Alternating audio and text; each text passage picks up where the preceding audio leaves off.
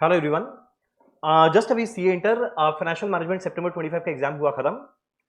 अब overall FM वाला portion का पेपर कैसा आया, उसका एमसीक्यू का आंसर क्या रहेगा, मैं इस वीडियो में बताने वाला हूं। और एक सेपरेट वीडियो मैं सर बनाकर अपलोड करेंगे, जिसके अंदर में एसएम का जो एमसीक्यू है उसका आंसर वो डिस्कस करेंगे। तो सबसे पहला बात, एफएम का पेपर कैसा था, ये 50 नंबर का एफएम का पोर्शन कैसा था। अब देखो, जो पहला दो पेपर था कॉस्ट और ऑडिट, सिंस उतना डिफिकल्ट नहीं आया तो एक्सपेक्टेड था कि एफएम का पेपर इजी नहीं आएगा, और वैसा ही हुआ कि पेपर कोई एंगल से इजी तो नहीं था। कुछ कुछ क्वेश्चन मैनेजेबल था, कुछ कुछ क्वेश्चन अच्छा था, एमसीक्यू केस बेस्ड वाला अच्छा था। तो ओवरऑल पेपर बहुत अच्छा कैटेगरी का था। अब जैसे जो पहला स्क्रीन के अंदर तुम लोगों को नजर में आ रहा होगा, ये मैनेजेबल क्वेश्चन है, जहां पे सीधा सीधा Gordon model and KP calculate करना है। ये रेशियो एनालिसिस का सेम क्वेश्चन हमारा ऐसा किया हुआ रहता है, तो ये भी एक नॉर्मल क्वेश्चन था। अब जो मेरा कैपिटल वेटिंग का क्वेश्चन है, प्राइमा फेसी ठीक लगा। अब ये जो क्वेश्चन है लेवरेज का, इसमें थोड़ा एप्लीकेशन था पर ये मैनेजेबल था। सेल दिया है, पीवी रेशियो दिया है, कंट्रीब्यूशन मिल जाएगा, डॉल से ईबीआईटी मिल जाएगा, तो फिक्स कॉस्ट आ गया। अब मेरे को डीसीएल पता है, डॉल पता है, इससे मेरे को आराम से डीएफएल मिलेगा, तो ईबीआईटी और ईबीटी मिल गया। बीच में डिबेंचर्स का इंटरेस्ट आया और इसका इंटरेस्ट आ जाएगा, जिससे मुझे ये वाला अमाउंट बैलेंसिंग फिगर मिलेगा। सो ये क्वेश्चन भी चलो ठीक है, मैनेजेबल था। गॉर्डन मॉडल नॉर्मल था, इसमें झमेला नहीं था। कैपिटल स्ट्रक्चर इजी क्वेश्चन था, इसमें झमेला नहीं था। तो डिस्क्रिप्टिव पोर्शन के अंदर में उतना झमेला नहीं था। जो मैक्सिमम स्टूडेंट बोले भी, उन लोग का मेन झमेला हुआ था एमसीक्यू वाला पोर्शन में। तो देखो, ऑलरेडी मैंने एमसीक्यू सॉल्व कर लिया। मैं फटाफट एक बार ज्यादा टाइम लिए बिना फटाफट डिस्कस करता हूं ये कैसे किया। पहला बात, मेरे कंपनी ने कैलकुलेट किया वर्किंग कैपिटल रिक्वायरमेंट 101850 5% ऐड करने के बाद, यानी 105 के बराबर है। तो हम लोग डिवाइडेड बाय 105 इंटू 100 करके निकालेंगे। मेरा टोटल ऑपरेटिंग एक्सपेंस इन लोग के हिसाब से आ रहा है 97,000। अब बोलता है साल में ऐसा 3 साइकिल हुआ, तो 97,000 मेरा वर्किंग कैपिटल रिक्वायरमेंट था। साल में ऐसा 3 साइकिल हुआ, तो यानी मेरा टोटल खर्चा लगना चाहिए 2,91,000। सो ये मेरा आया है टोटल खर्चा 291, यानी कॉस्ट ऑफ सेल 291। अब देखो, मेरा सेलिंग एंड डिस्ट्रीब्यूशन एक्सपेंस दिया हुआ था 30,000, बैक कैलकुलेशन किए मुझे मिल गया सीओजीएस। अब ओपनिंग एफजी क्लोजिंग एफजी के बारे में क्वेश्चन में लिखा हुआ है, ओपनिंग एफजी 31,100 एंड मेरा क्लोजिंग स्टॉक 4200 उससे कम है, तो ये है मेरा क्लोजिंग एफजी। बैक कैलकुलेशन करके मुझे कॉस्ट ऑफ प्रोडक्शन मिला।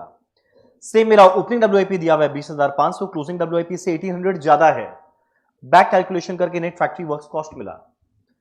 अब इसके बाद मेरा वेजेस और मैन्युफैक्चरिंग मिला के 12,800 था, यानी बाकी बैक कैलकुलेशन करके रॉ मटेरियल कंज्यूम्ड आया। मेरा raw material consumed opening plus purchase minus closing होता है। ओपनिंग रॉ मटेरियल दिया हुआ है, क्लोजिंग रॉ मटेरियल दिया हुआ है, बैक कैलकुलेशन करके परचेज मिला। अब एक और मेरा ये बन गया, उसके बाद कॉस्ट ऑफ प्रोडक्शन मांगा है, सो ये रहा 256,800 एंड एफजी स्टॉक का मांगा है। तो एफजी स्टॉक को हम लोग कैलकुलेट करते हैं, एवरेज एफजी स्टॉक। तो एवरेज एफजी स्टॉक मैंने निकाला था, इन दोनों का एवरेज 29,000, जो किस पे डिपेंड करेगा, COGS divided by 360 into FG period. मेरे को मिल गया ये वाला पार्ट का आंसर। अब मेरा अगला आने वाला है रॉ मटेरियल कंज्यूम्ड और क्रेडिट परचेज। तो देखो, मेरा रॉ मटेरियल कंज्यूम्ड निकाला हुआ है 145,800 एंड ये 149,550। मेरा अगला रॉ मटेरियल का स्टोरेज पीरियड, डब्ल्यूआईपी का storage period. Raw material stock depend करता है raw material consumed divided by 360 into RM period. और अगला मेरा डब्ल्यूआईपी का जो था वो डिपेंड करता है कॉस्ट ऑफ प्रोडक्शन। तो एवरेज डब्ल्यूआईपी स्टॉक मुझे पता है कितना है, into 360 divided by cost of production. इसके बेसिस पे आंसर आने वाला है 65 डेज एंड 30 डेज। मेरा अगला क्रेडिटर पेमेंट पीरियड, मेरा क्रेडिटर पेमेंट पीरियड मैंने कैलकुलेट किया क्रेडिट परचेज के बेसिस पे, तो ये आया था 149,550 into 360 divided by average creditors कितना है 26,170। आंसर आया है, sorry 26,170 into 360 divided by purchase 149,550। ये आंसर आ रहा है 62.9, मतलब 63 डेज। तो 63 था तो मैंने सीधा टिक मारा। अब अगला मेरे को निकालना है total operating expense and COGS. तो मेरा total operating expenses 291, COGS selling and distribution minus करने के बाद आ रहा है 261। तो ये था हमारा 5 केस बेस्ड एमसीक्यू।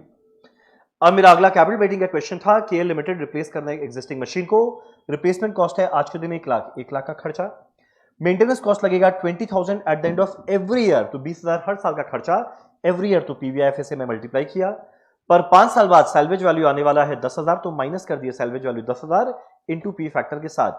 ये वैल्यू आया इतना, पर मुझे एनुअल कॉस्ट निकालना है, तो वापस से डिवाइड किए पीवीआईएफए से। मुझे मिलेगा वैल्यू 47617। मैं फटाफट एक बार वापस चेक कर लेता हूं।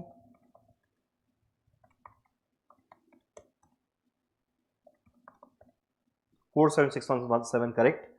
ये एक बड़ा इजी क्वेश्चन था जहां पे करंट लायबिलिटी दिया हुआ था, करंट रेशियो दिया हुआ था, इससे मुझे मिल गया करंट एसेट 4 लाख और लिक्विड रेशियो दिया हुआ था CA minus stock by CL.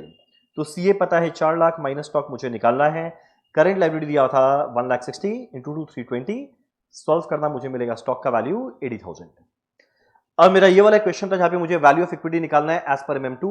तो देखो आज के दिन ये ऑल इक्विटी फाइनेंस कंपनी था, यानी ये अनलेवरेज था।